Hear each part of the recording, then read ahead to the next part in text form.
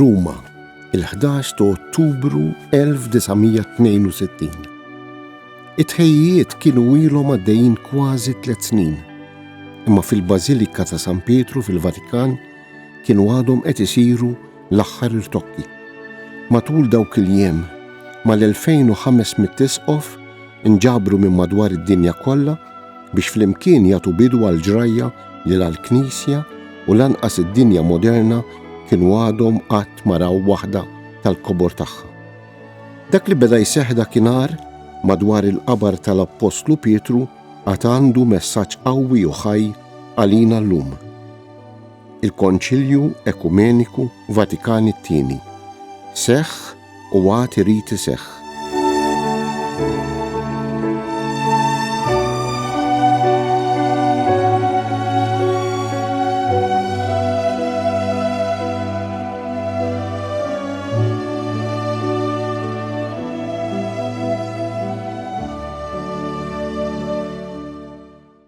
Jekk biex nifhmu sewwa l-Konċilju Ekumeniku Vatikani II kien meħtieġ li fl-ewwel programm nifhmu s-sitwazzjoni fid-dinja tal-inqas fis-snin ta' wara t-tieni gwerra dinjija, huwa daqstant ieħor importanti, anzi, forsi iktar ukoll li nkunu nafu l-isfond tal-ġrajja fih dan il-Knisja infisha kif ukoll tar-relazzjonijiet tagħha mal-knejjes insara differenti ma' reliġjonijiet oħra u mal-kumplament tad-dinja. Fejn konna dakinhar? X'kienu jemmnu l-Kattoliċi infushom dwar il-Knisja? Kif kienu jifhmu twemminhom? Fuq kollox, x'kien is-sem tagħhom fih dan il-Knisja? Żgur li l-ikbar involviment li l-maġġoranza l-kbira tal-imamdin kellhom fil-Knisja kien dak tagħhom fiċ-ċelebrazzjonijiet reliġjużi l-iktar fil-quddiesa tal-Ħadd. U dan b'obbligu morali taħt pena ta' dnub mejjed. Dakinhar, minkejja li l-attendenza kienet diġà bdiet nieżla, il-preċett ta' smigħ tal-quddies fil-ħdud u l-festi kmandati kien għadu jiġi mħares minn maġġoranza. Bosta saħansitra kienu jisimgħu l-quddies anka fil-jiem ta' matul il-ġimgħa. X'kienu jifhmu minnha u x'sem attiv kienu ikollhom fiha kienet kwistjoni oħra għaliex sa dakinhar il-quddies kien għadu jsir kollu bil-Latin. Anke il-qari tal-Epistola, dak li llum nafuh bħala l-ewwel qari, u l-Vanġelu kienu jsiru b'dan l-ilsien li ma kien jifhmu kważi ħadd. In illo tempore venit Iesus in partes Cesare Filippi et interroga. Imma kien meqjus importanti li mad-dinja kollha tintuża l-istess lingwa fil-liturġija, għaliex dan kien sinjal tal-universalità jew il-kattoliċità tal-Knisja. Barra minn hekk, biex bħal donnu dawk miġbura ma jkunux jafu x'qed jiġri fuq l-altar u dan iżid mas-sens tal-misteru, iċ-ċelebrant kien iqaddes b'daru lejn in-nies. Dan sintendi minn barra f'xi bażilika fejn allura kien ikun hemm il-privileġġ ta' altar mejda. Imma l-altar mejda kien meqjus bħala prerogattiva tal-bażiliċi biss. Għalhekk fil-knejjes tat-tieni jew it-tielet klassi kienu kollhom jistabru bis-saċerdot iqaddes daru lejn in-nies. Il-frażi daru lejn in-nies ma tantx kienet tinżel tajjeb, minflok kien jingħad li qed iqaddes b'wiċċu lejn il-kurċifiss. Bħalli kieku ix-xbieħa ta' Kristu fuq is-salib kienet aktar reali mill-preżenza tiegħu fil-komunità tal-imamdin. Għal bosta sekli kien hemm l-obbligu li min ser jitqarben ħtieġlu jkun sajjem minn kull ikel u xorb inkluż ilma sa minn nofs il-lejl. Għalhekk, b'mod prattiku, il-quddies kien isir filgħodu biss u aktarx fis-sigħat bikrin tal-ġurnata. F'xi parroċċi tal-ewwel kienet tkun fl-4:30 u fi żmien il-kaċċa kien hemm fejn kien ikollhom quddiesa anka siegħa qabel. Minħabba f'hekk u biex ħadd ma jonos, is-sagristar jew xi raġel ieħor b'vuċi għolja kien jibda jgħid ir-rożarju u kulħadd bil-kuruna f'idu iwieġeb lilu minflok jieħu sehem fl-Ewkaristija li tkun qed tiġi ċċelebrata fuq l-altar. Imma fuq liema altar? F'bosta knejjes m'hemmx altar wieħed biss. Dik li fl-ewwel komunitajiet insara kienet il-mejda li madwarha jinġabar kulħadd għall-ikla waħda tal-mulej matul is-sekli bħal donnu bdiet tfaqqas. Fil-knejjes tagħna l-altari fil-ġnub bdew jimmultiplikaw u magħhom immultiplikaw ukoll l-att ta' qudies ċelebrat fl-istess ħin. Ma rridux ninsew li l-konċelebrazzjonijiet kienu għadhom ma bdewx isiru. Għalhekk mhux darba jew tnej li waqt li tkun ħarġet il-quddiesa tal-ħin fuq l-altar maġġur u waqt li s-sagristan ikun tiġà għaddej bir-rożarju kont tilmaħ xi saċerdot ieħor ħiereġ bil-pjaneta fuqu u bil-kalċi f'idu biex iqaddes fuq wieħed mill-altari l-oħra. In-numru ta' saċerdoti f'diversi parroċċi ma kienx żgħir u għalhekk l-użanza ta' numru ta' quddies għaddejjin flimkien fuq altari differenti kienet indrat u ma kienet tagħti fastidju kważi lil ħadd. U l-fidili miġburin fil-Knisja waqt li jwieġbu għar-Rożarju jippruvaw isegwu wkoll dak li jkun għaddej fuq l-artali differenti. F'ħafna mill-knejjes ma kellhomx bankijiet imma siġġijiet u allura kienu kun aktar faċli biex daqqa tħares il-qudiem u f'xi minn daqqiet iddur biex tħares lejn xi wieħed mill-altari tal-ġenb. Il-mentalità kienet li wieħed ikun sema qudies skont in-numru ta' saċerdoti li jkunu jqazzu f'dak il-ħin. Din l-idea tant iġġebdet li meta aktar il-qudiem bdew isiru il-konċelebrazzjonijiet kien hemm min għadu jemmen li dawk kienu jisarfu aktar minn quddiesa waħda dejjem skont kemm saċerdoti ikunu qegħdin jikkonċelebraw. Kienet il-mentalità tan-numri fejn l-aktar importanti kien l-att u l-kobor ta' dak li wieħed jagħmel. Il-mentalità ta' kemm il-ġurnata indulġenzi kienu jintrebħu għal kull talba li tingħat u skont quddiem liema niċċa tkun saret. Uħud kienu jippruvaw saħansitra iżommu il-kont tal-indulġenzi li jirnexxielhom jakkwistaw. Għalihom dan kien importanti għax f'moħħhom dejjem kellhom preżenti ix-xbieħ tal-Arkanġelu Mikiel bil-miżien f'idu biex f'keffa minnhom jitqiegħed it-tajjeb tagħna u fil-keffa tan-naħa l-oħra il-ħażin tagħna. Dak kien li konna se nsibu ma' wiċċna meta mmutu.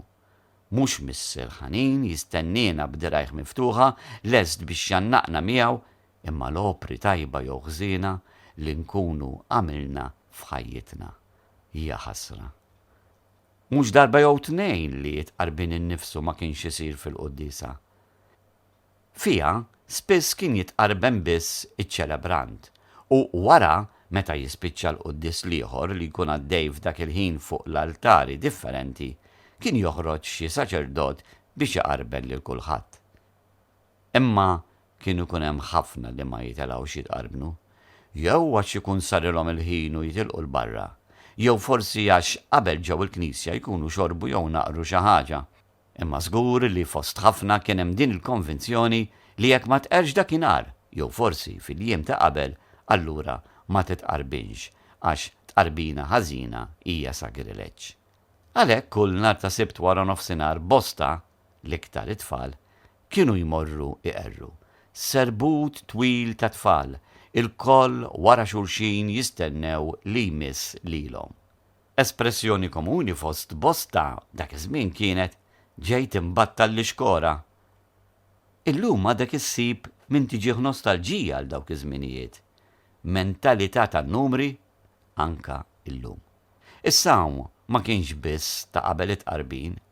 It-tieni preċett tal-Knisja kien jobbliga lil dawk li għalqu 21 sena u għadhom ma għalqux is-60 biex isumu fir-Randan, fil-fġejjel kmandati u fil-bidu tal-4 staġuni, il-4 tempi. Barra minn hekk, kull min għala is-7 snin kellu l-obbligu li ma jitniġġis, jiġifieri ma jikolx laħam. Għax l-ikel tal-laħam nhar ta' ġimgħa kien meqjus li jniġġes u allura trid tmur tqerr. Bla dubju ta' xejn, il-ħsieb oriġinali meta daħal dan il-proġett kien wieħed tajjeb u ta' min ifaħru. Imma kif jiġri dejjem, ma' żmien jidħol il-bżonn ta' tiġdid. Mhux biex nibdlu l-verità, imma biex nimbidlu aħna ħalli nifhmu u nwettqu dik il-verità aħjar. Il-Knisja kienet u baqgħet dejjem dik li għaddilna Kristu permezz tal-Apostli tiegħu. Madankollu, il-mod kif inħarsu lejha beda jinbidel ftit ftit. Ma' żmien bdejna narawha bħala struttura piramidali bil-Papa bħala sovran assolut fil-ponta ta' fuq. Il-kardinali ftit l-isfel minnu kienu il-prinċpijiet tagħha, imbagħad l-isqfijiet u l-qassisin fil-livelli inferjuri, kollha skont il-grad tagħhom. Fil-iħnet tal-piramida kien hemm il-kumplament, il-lajċi, imma din il-kelma ma tantx kienet komuni. Min huma il-lajċi? Darba fis-seklu 19, il-Kardinal John Henry Newman kien qal ironikament li il-lajċi kienu dawk li xogħolhom fil-Knisja kien li jitolbu, iħallsu u jobdu. Pray, pay and obey. Sa nofs is-seklu 20, is-sitwazzjoni kienet għadha kważi l-istess. Għal-grazzja Alla u grazzi wkoll għal-qaddis Malti is-saċerdot George Preka, fis-snin ta' qabel il-Konċilju il-lajkat f'pajjiżna kien diġà għamel passi kbar il-qudiem u bosta lajċi kienu bdew jiġbu b'mod attiv għas-sejħa li jirċevew fil-mamudija tagħhom. Kienu il-katekisti tal-mużew nies ta' fiduċja li wara li semgħu u talmu mingħand il-fundatur tagħhom stess, kienu lesti li huma wkoll jgħadduh lill-oħrajn. Kien hemm maqdiet oħra fosthom l-Azzjoni Kattolika, il-Leġjun ta' Marija, iż-żgħażagħ ħaddiem Ansara u oħrajn li l-koll bdew jagħtu is-sem tagħhom fil-Knisja dejjem skont il-kariżmi differenti li kienu ingħataw. Imma b'xorta ħażina, il-maġġoranza assoluta tal-imamdin kienu jemnu li ma kellhom xejn x'jagħtu. Lill-ġenituri u lin-nanniet li spiss b'sagrifiċċju u diffikultajiet kbar kienu l-ewwel katekisti ta' wliedhom u tan-neputijiet tagħhom u li b'ħafna sabar għaddewlhom dawk il-valuri insara li kienu rċevew huma lil dawn ħadd kien għadu ma kellimhom dwar il-Knisja tad-dar. Ħadd ma kien fissrilhom kif il-mejda tal-ikel li madwara jinġabru kuljum huma u wliedhom kienet tibdlilhom darhom f'ċenaklu ġdid u lill-familja tagħhom f'komunità nisranija, propju bħal dik tal-ewwel żminijiet. Il-Knisja kienet waħda militanti, fortizza magħluqa soda u qawwija lesta biex tilqa' kontra l-attakki tal-għadu li kien hemm fuq barra. Ftit kienu jifhmu li dawk li kienu barra mhux bil-fors kienu għedewwa. Innu popolari, il-Marċ Pontifiċju li kien jitkanta spiss f'xedel kbir kien jibda bil-kliem għal xejn l-edewwa jridu iġarfu l-ħitan. L-innu tal-Papa li tiegħu kienu il-koll sudditi lejali.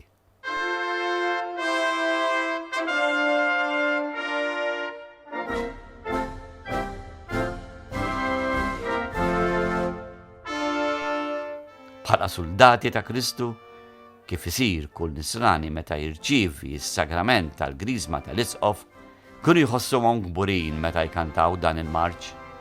Għal aktar minn 1000 sena, il-Papa ma kienx biss mexxej spiritwali tal-Knisja, imma wkoll sovran assolut ta' għadd ta' stati fl-Italja ċentrali.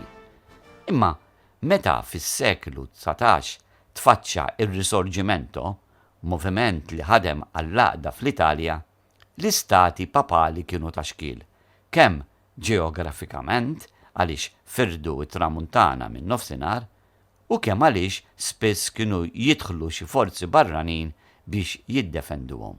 Fl-1870 Ruma kienet iddikjarata il-kapitali tal-Italja kollha. L-istati papali saru parti mill-Italja Magħquda u l-Papa tħalla biss broqa art fuq l-olja tal-Vatikan, sal-lum l-iżgħar stat fid-dinja. Madankollu, il-Papa xorta waħda baqa jitqies bħala sovran assolut, inkurunat bit-tjara papali u bis-seta tiegħu tinfirex lilin mill-konfini ġeografiċi tal-istat ċkejken tiegħu. Xbija oħra forsi aktar umli u modesta li kellna tal-Knisja kienet ta' dajsa. Id-dajsa ta' Petru tidbandal fuq l-ilmijiet imqalba, issalpa l-barra fil-font minkejja l-maltemp ta' madwara.